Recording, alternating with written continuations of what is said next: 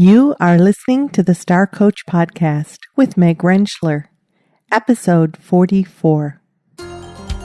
Welcome to Star Coaches, the show for professional coaches that brings you coaching strategies, tools, and resources. Whatever your focus or niche, take a front seat weekly as industry leaders, decision makers, and innovators share their wisdom and expertise on the ins and outs of successful coaching. Now join your host, Meg Rentschler, as she connects you with your star coaching potential.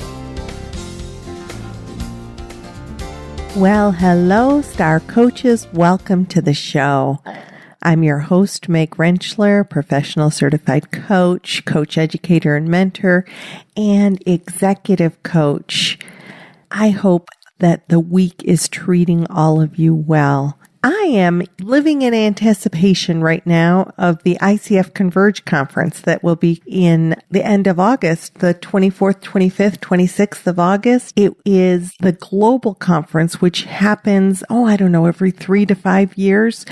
I hope that maybe you've decided to go. It's a wonderful event. If you are going to be there, gosh, look me up, send me an email, send me a note through starcoachshow.com. Would love to meet any listeners who are going to be there. And I know that several of our guest speakers are going to be at the ICF Converge. So that's really exciting, and that's right around the corner. Now, when we look at the strategies, tools, and resources that we can employ as coaches, there are many, many good things out there. And a couple weeks ago, we had Donna Zajonc on the show, who is the Director of Coaching and Practitioner Services for the Power of TED. And she agreed at that time to come back and do an additional interview around applying the concepts of the power of TED, the empowerment dynamic, with our coaches. So in her first show, she focused on how we as coaches need to be in a good place of being in a solid coaching, empowering dynamic with our clients rather than in a place of trying to rescue them. And then I asked her to come back so that we could talk about empowerment dynamic as a whole and how we as coaches can work with clients who might be caught in roles of being the victim or being perceived as a persecutor or being in a rescuing role as a leader or as a parent, or maybe that's just the way that they sort of approach life as a whole. So Donna is joining us again today to talk about her husband's book. David Emerald wrote The Power of TED, and they work together in bringing this empowering work to companies and clients and teaching coaches how to empower clients past the dreaded drama triangle and into an empowering set of behaviors and way of looking at things. Now, as you listen to the interview today, I'm hoping that you'll hear many things that link in with the ICF competencies for you. Donna talks about the difficulty that people who are in a rescuing role have with silence. And we know that as coaches, silence is one of the ways that we can empower our clients. We can stay quiet long enough for them to think through what they need to think through and partner with them in that space that allows the thought and the processing that they need to do. We've talked to Donna about looking at where we're moving toward rather than what we want to get away from. And the concepts that she's talking about today, hopefully we'll be able to hear how we use our powerful questioning and really listen actively to be able to hear the dynamics that are going on in our clients' lives so that we can help them move into a better place, a better role, a more empowering dynamic role for them. So we have brought Donna back, and I appreciate that Donna has taken the time to come back and share with us the concepts of the power of TED. Let's listen to our interview.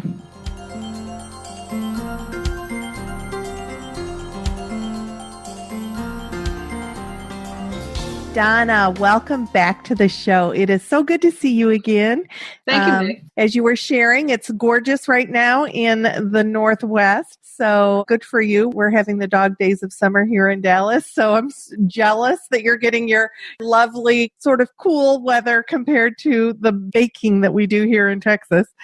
Seattle is paradise in the summer and fall. It's just gorgeous. I'm glad to have you here so that we can continue our discussion about the empowerment dynamic, but today with the focus on how can we work with clients who might be caught in the dreaded drama triangle, kind of caught in the roles of victim and persecutor and rescuer, and how instead to use our coaching partnership to maybe open up some new awareness and help them become more empowered. Yes. So I wonder if we could start with maybe just looking at what Cartman's dreaded drama triangle sort of involves, because I know that that's what the empowerment dynamic is the opposite of. That's right. That's right. Well, Dr. Stephen Cartman outlined and wrote about it in the 60s and 70s, and it came also out of Eric Berne's work, Games People Play. So we're dating ourselves about this work. And it's very universal and archetypal, though. And he identified three key roles. When we go reactive, we focus on problems. We're all into our anxiety and controlling a worrisome, sticky nature that doesn't get sticky nature. Isn't that the heck of it? The negative things are sticky. They are. That's part of our neurology. But when we're in that sticky, reactive, neurological reaction, three roles show up, Dr. Cartman said. The first is we feel victimized by whatever it is that we're focusing on, the problem. If nothing else, we're just victim to this problem that just showed up. It could be very mild, bad traffic, long grocery line, or it can be really an eternal sense of, I'm never going to get what I want in life. That's a wide range, but it's that victim. We're powerless to choose. And we focus on the problem, which in Dr. Cartman's term is the persecutor. The persecutor is the person that's controlling us or the situation. And that controlling nature of the person is what David and I in the Power of TED work focus on, more of the relationship of a person or our relationship to an event, such as cancer or a national disaster or something. Again, those are all big things. It could also be, I'm victim to the persecuting nature of the traffic right now. So it can be also everyday small things, of course. Well, once that dynamic shows up, the third role that Dr. Cartman outlined is the rescuer, the one who wants to please and fix things, who wants to manage their sense, I should say my sense, because I'm very much a defaulting rescuer, of not being comfortable with life as it is, the situation as it is. So we jump in and want to fix and please. And this is the role we're zeroing in on with the stop rescuing, start coaching phenomena that we're talking about today, and how to recognize this and coach someone who's stuck in that rescuing, pleasing nature that probably is full of kindness and caring. I mean, that's why they're trying to help in some ways, because they care so much. And yet there's real harm if this is the only go-to method of relating, especially as a leader. If we're coaching a leader, a team leader, and they're really in this unknowing role of, I'm just rescuing, they'll know it because they're exhausted and because they're training their team members to keep checking back with them. And they're in a micromanaging process, very likely. Others will probably see them as a persecutor, but their nature is, I just want to help. I just want to please. So that's what I think if we concentrate today, Meg, on how to coach someone who's stuck in that dynamic would be really useful. Okay. So when somebody is stuck in the dynamic of rescuing, even if they're being seen, if they see themselves as trying to help, a key element you said there is that the people who are in that dynamic with them might very well be feeling persecuted by their rescuing, and therefore they're falling in the role of victim. So we've got this dynamic going on. And as we coach somebody who maybe it's a leader or a parent or any number, a colleague who is coming from the place, their colleague to other people. They want to be helpful. They want to be dynamic in their interactions with others. yet they're triggering these other responses. They're triggering the response of maybe victim. And I know that coming from my background as a therapist, many times people, and you made a note of this in our last interview, regardless of the role that's being played, it's victim-based. It's victim thinking based. All three of the strategies Dr. Cartman identified are behavior strategies to manage as a small child. We looked up to the big giants called adults and said, wow, how do I get through life?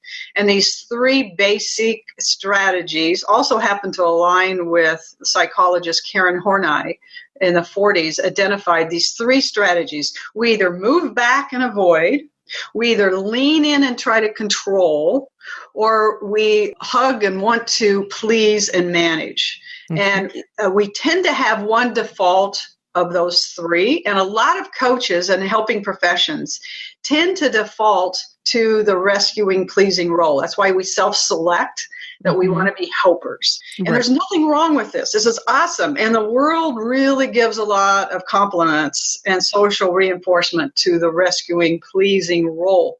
It's when it's our only way of relating to the world and we go to an extreme. Every quality has light and dark to it. Right. And if we overfunction with the rescuing role, we can create some real darkness in our own life, in that we're constantly burned out. We feel a sense of obligation to fix the world. We sense a sense of urgency that it's got to happen now. So we hate silence. We do not like waiting or patience. We want to see it fixed now because we're uncomfortable with the anxiety. And we really actually look for gratitude from others of saying how wonderful we are, even though we're trying to act like we really don't care about what others think because we just want to please and be helpful. But we grovel then when we don't get all the accolades we want. So there's a lot of characteristics to this pleasing phenomena. And if you can't recognize them as a coach in yourself when they're operating, it's going to be very difficult for you to coach a client, because you can't see in others what you don't see in yourself. Wouldn't you say, Meg? Right, which is why we thought it was so important to kind of put that interview out there first about the rescuing as a coach and how to stop rescuing and start coaching. And so we want to increase the self-awareness and make certain that we're not falling into that role. What are some of the things, and then you also gave some great indicators of things to listen for in our clients that might indicate that they're in that place of being in the drama triangle, whether, that maybe they're exhausted, maybe they're feeling that they're not being appreciated, and maybe they're genuinely not being appreciated, but, what are they doing in response to that? How are they interacting? And how do you move somebody from that place of maybe feeling put upon, or they're exhausted because they're rescuing, or they're not able to see life in an empowering light because they're looking through the lens of being a victim? What are some of the things that a coach might do to move somebody from that position into an empowerment dynamic? And maybe it also starts with kind of talking about what the empowerment dynamics are. I'd be glad to. But the first thing, Meg, in order to coach another person and move them, of course, we can't move for others unless they want to. We only work with the willing. And yet, as a coach, one of our competencies is to increase awareness, increase understanding. And so the first thing I say is that you must understand your own rescuing qualities before you can see it in another. So the first thing is take a deep dive to maybe listen to our first session where we got really in depth of detail of what the rescuing qualities look like when we show up that way as a coach. And as you then take a deep dive, the first thing I'd ask you to do is listen for meaning of how your client is approaching a situation. Listen for meaning in terms of how do they see the other? Do they see the other or the situation as a problem to fix? Or do they see the other as, certainly whole, resourceful, complete, one of our core mantras of how we describe others, but not just something as a cliche. Truly get very, very honest in the way you work with your clients is, do they see the other as a co-creator? Do they see the other as whole and resourceful? And stay with that inquiry for quite a while, because when we're really steeped into the rescuing role, we are so focused on ourselves as helpers, we can become very unclear about how we're seeing others. It's just not our focus. Right. If we're focused in our direction, we're really not focused or curious about the other person. That's right. And a manager, a leader who is all about their own role in climbing the corporate ladder, or they're all about looking good and making sure that everything is buttoned up just right, and they also can be very clear about their sense of service and their desire to want, especially in nonprofits, you really, really hear this deep sense of service. And so the crusading nature as a rescuer starts evolving there. And a crusader as a rescuer is one who is truly on the road to fixing everything. And I can only say that because, as I shared with you last session, I literally remember the morning I realized the sun was going to rise without my help. I had such a sense of urgency to fix the world, the universe. I went into elected politics to fix the world through politics.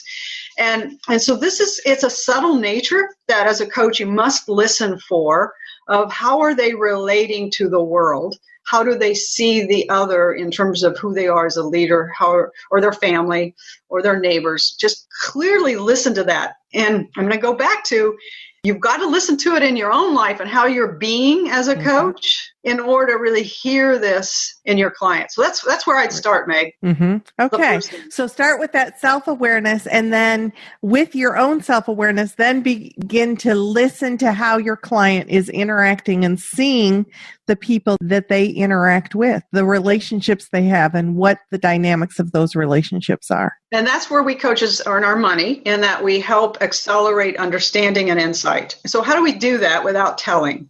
One of the ways I've done it is we have a chart, which is a 2-page summary chart. If people would want to write me at donna@powerofted.com, I'll share it with them.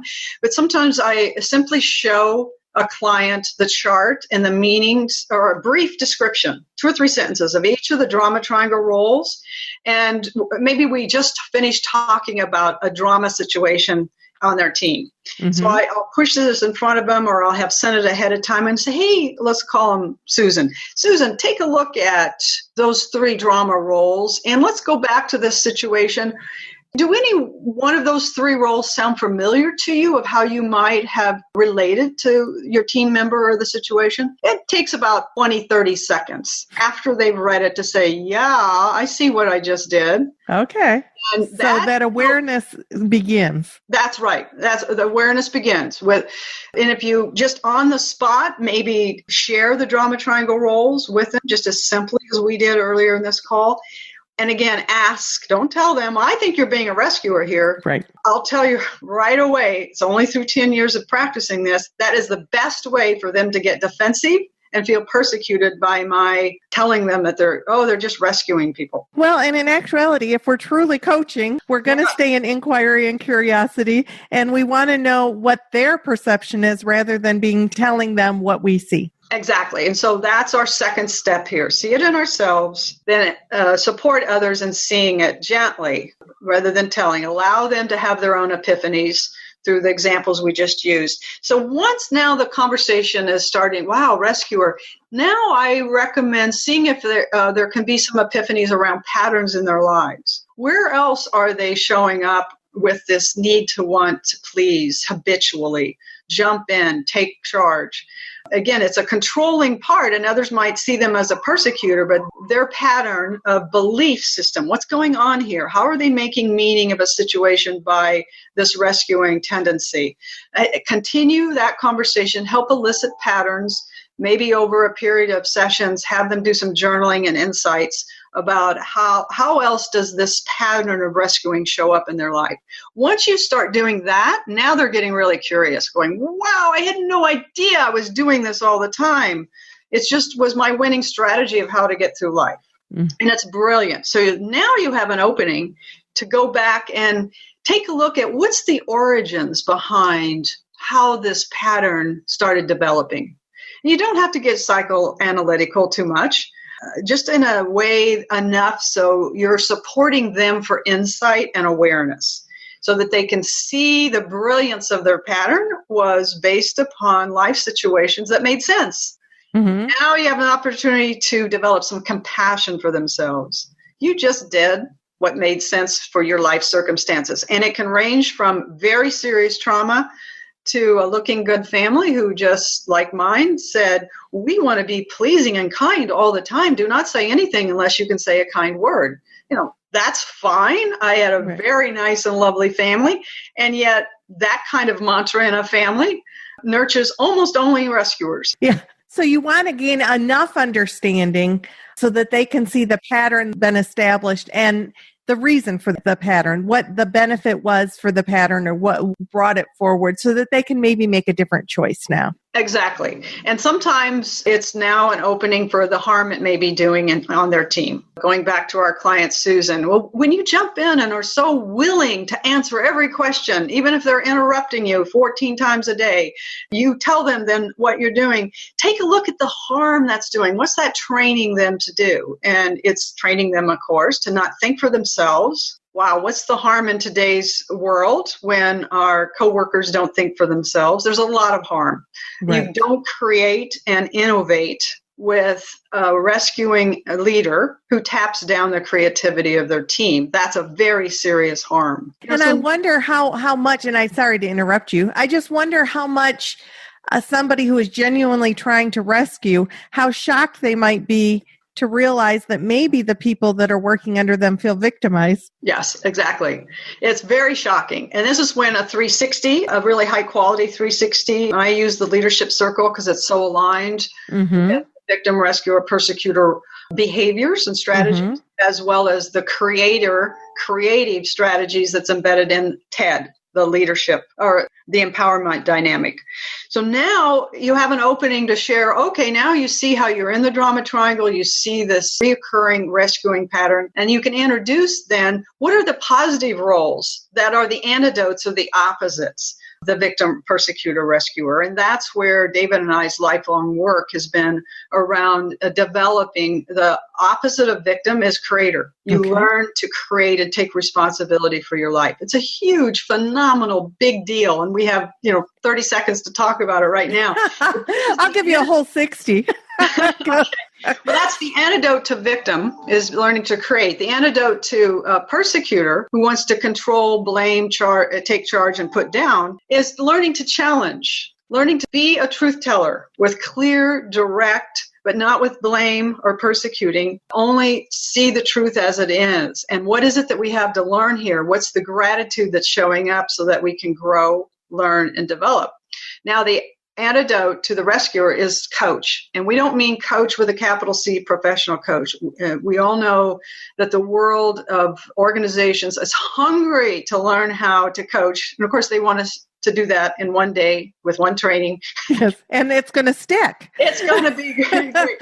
But you really can learn to coach and develop through your great coaching with your client. You can model for them the positive alternative to rescuing is doing exactly what you're doing for yourself as a coach. Notice it in yourself. Tell your own stories about how you do it.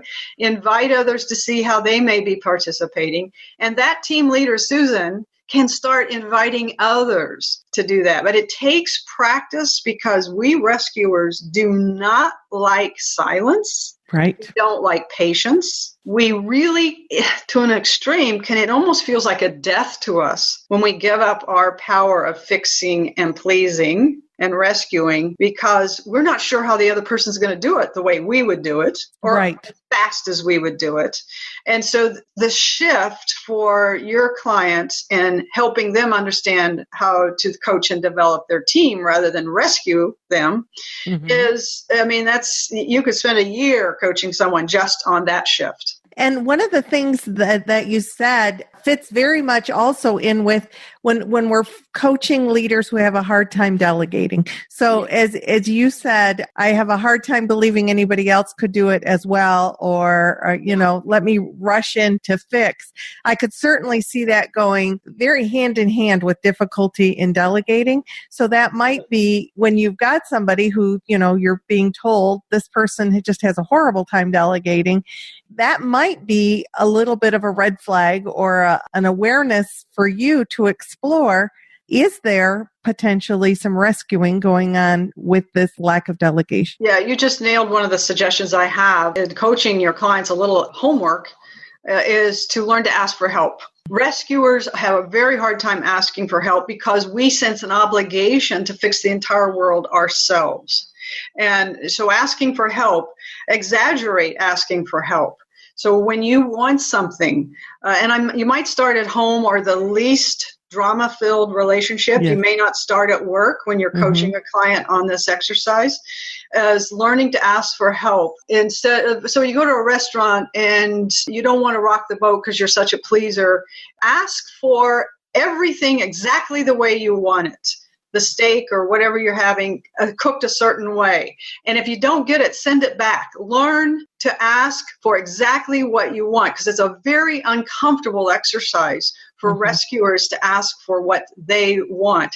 And notice then when you're doing that, how does it feel to ask for what you really want? And it seems paradoxical because rescuers think of themselves as always asking and pleasing, but we don't. We really don't at all. We don't know what self-help is, because we're always focusing on what are the needs and the other people need from us. So that's one of the things I would encourage as homework, is asking your clients who have a rescuing tendency to learn to ask for help. Okay.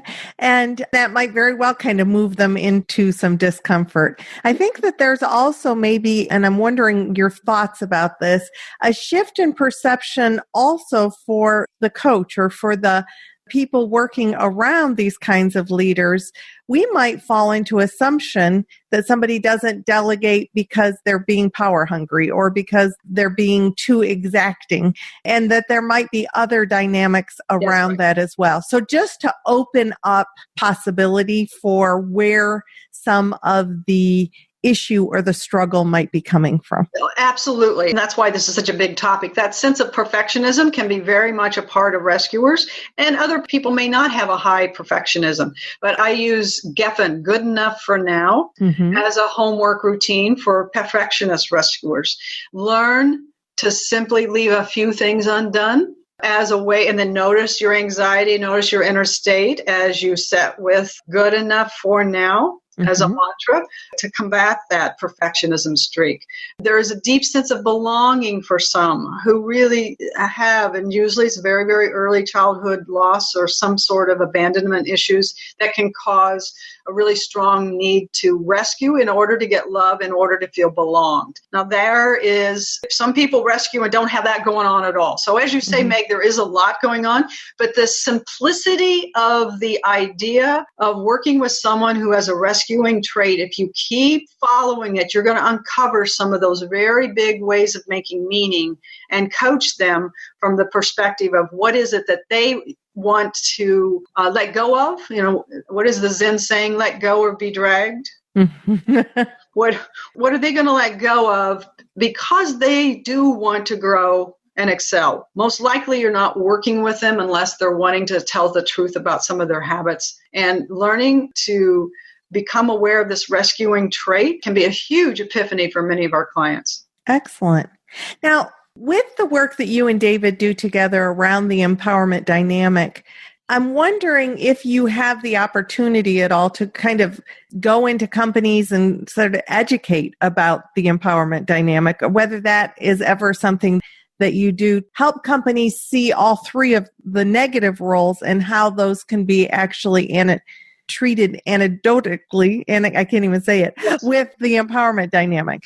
Well, that's David and I's lifetime work. In his book, The Power of TED, many organizations are reading it, and that's one of the first things that happens.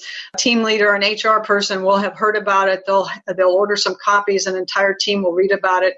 And it's a story. It's a leadership story of a fellow named David who learns about the drama triangle, learns about the alternative through this fellow named Ted, and teaches them the positive dynamics. And at the end of David's books, there's a clear distinction, a clear description of all 6 roles. Mm-hmm. So one of the things that happens is the team starts seeing the roles and they start having a common language and can see when individuals are falling into drama triangle roles. But the other thing, Meg, that's crazy and amazing is an entire team can take on a drama triangle role. Oh, the sales team can feel victimized by making all the promises to clients, and then the operational team that doesn't fulfill those promises are the persecutors. And the salespeople feel victimized that our company is not doing what we're out there saying we can do. There's all kinds of things that start happening when the entire team sees the culture of the reactivity.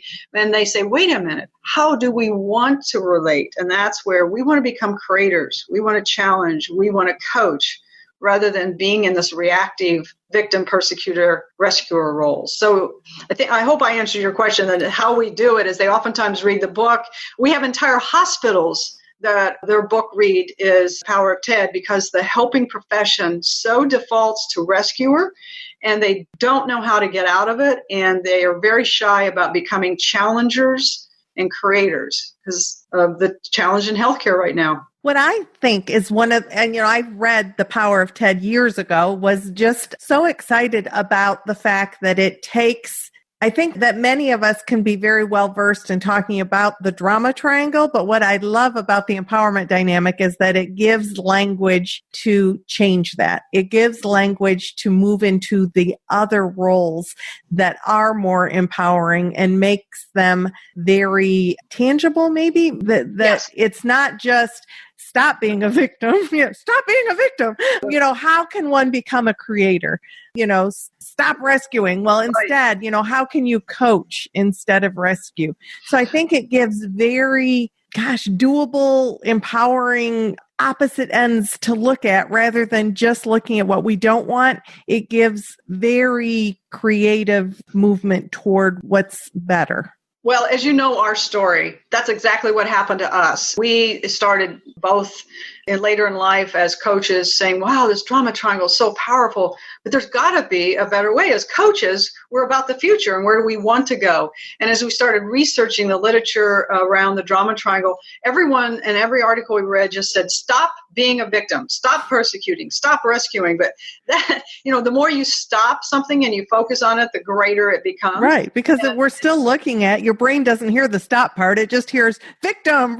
That's right. Rescuer, persecutor. So our own long walks and conversations that David and I, especially David, took up very serious. We want to create a positive alternative. And as we named the positive roles, we had a couple of focus groups and they went, wow, this is changing the way I look at my life. And we said, there's something here. And we hired an editor, and David wrote the story. And now as a master certified coach, it's become my life's work with him to help exchange, extend, develop these ideas, because what we learn is that the drama triangle to TED helps elevate the inner observer. I call it the SOS, self-observing self, because we can stop and at any one point say, wow, what role am I playing here? Where do I want to be?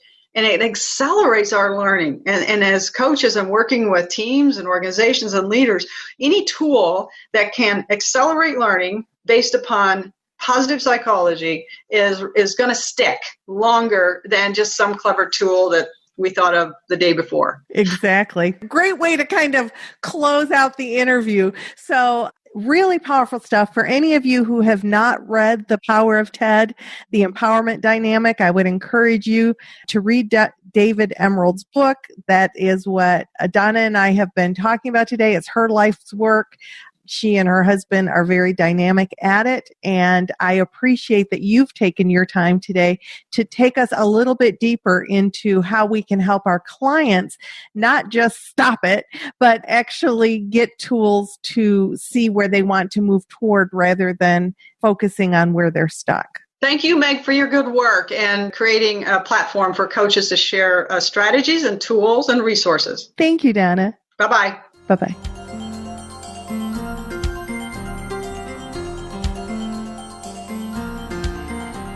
The empowerment dynamic is one of those frameworks or tools that we can use as a coach to help our clients find different opportunities and options and different ways to look at things.